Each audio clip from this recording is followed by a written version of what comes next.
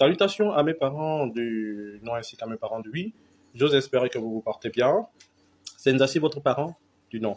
Alors, certains me demandent quelles leçons tirer du départ d'Ali Bongo pour l'Angola, lui, sa famille, sa femme, bon, son fils et sa femme. Alors, je tire principalement de leçons.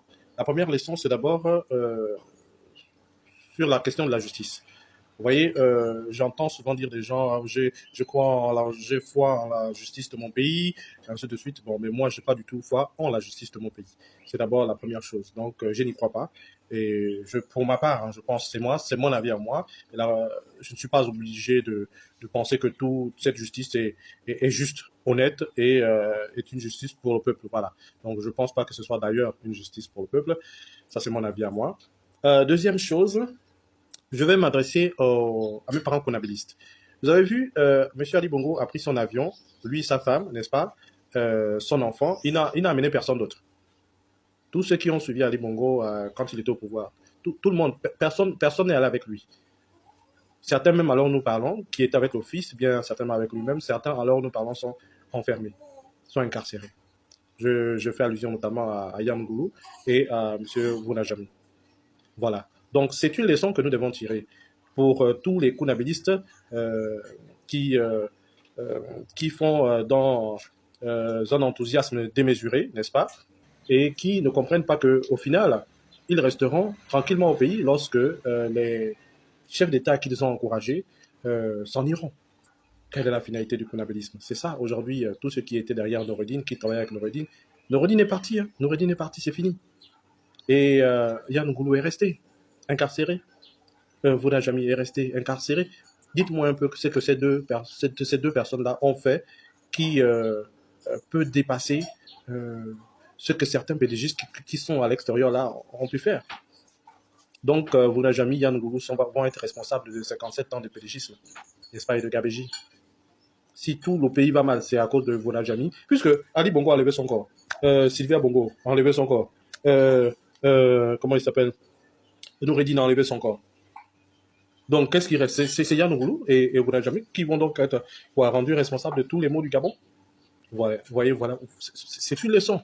C'est une leçon. Ce qui veut dire qu'aujourd'hui, même pour les nouveaux conabilistes, sachez que demain, s'il y a un problème, c'est le président, sa femme, ses enfants qui seront chargés dans l'avion. Vous n'irez pas avec eux. Vous serez là. Soit vous allez devoir payer, rendre des comptes, soit vous allez continuer peut-être avec le prochain en continuant dans le même conabilisme. Ça dépendra de vous si ça marche bien. Voilà, mais c'est une leçon qu'il faudra tirer pour comprendre que même si on supporte un candidat, il faut le faire avec mesure. Voilà, ça ne sert à rien d'insulter vos frères. Ça ne sert à rien de dire aujourd'hui, dès que quelqu'un veut un peu critiquer le pouvoir en place, c'est vous qui sortez, c'est vous qui commencez à vociférer pour dire qu'on n'a pas le droit de critiquer le pouvoir en place. Non, le pouvoir en place a reçu un mandat du peuple gabonais.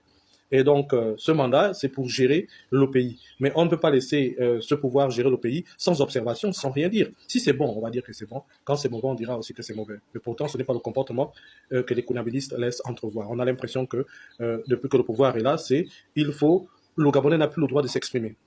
Donc, qui est coupure dans mon quartier ou pas, je ne dois pas réclamer au gouvernement l'électricité. Voilà. Parce que quand je le fais, il y a toujours un conabiliste qui viendra me dire, mais du temps, Lali Bongo, est-ce qu'il n'y avait pas aussi des coupures? Mais toi qui dis ça, toi qui le dis, est-ce que tu as demandé, hein, est-ce que tu connais le sort de Voulanjami et le sort de Yann Ngoulou?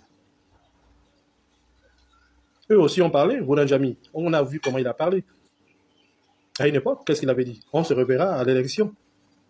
Il avait répondu à qui? À M. Dansima. Mais il ne savait pas qui devait être là un jour. Vous voyez? Donc, je pense que la vie, il y a plein de leçons à retenir dans la vie. Il faut être humble, il faut être simple.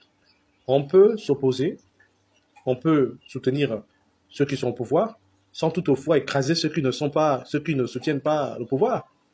Mais quand vous le faites, vous pensez que la conséquence de ça, c'est quoi? C'est que demain, il y aura forcément d'autres Mvulajami, d'autres Yann Ngoulou. Voilà. Et en passant, j'espère que ces deux-là seront aussi libérés, parce que ils ne sont pas les seuls responsables de tout ce qui s'est passé, tous les maux du Gabon. Voilà, on ne va pas nous démontrer là que Yann Ngoulou a volé tout l'argent de l'État et que tous ceux qui sont libres là n'ont jamais rien fait de grave ou rien de mal. Voilà, je vais m'arrêter par là. pour faire simplement comprendre que restons modérés. De la même façon, aujourd'hui, nous attaquons les actions malmenées par du pouvoir en disant, en faisant des observations, mais sans injure, sans, sans, sans parti pris, voilà, sans parti pris. Donc, faisons cet effort-là d'être équilibré dans nos actions, parce qu'on ne sait jamais de quoi demain sera fait. Voilà, je m'arrêterai par là.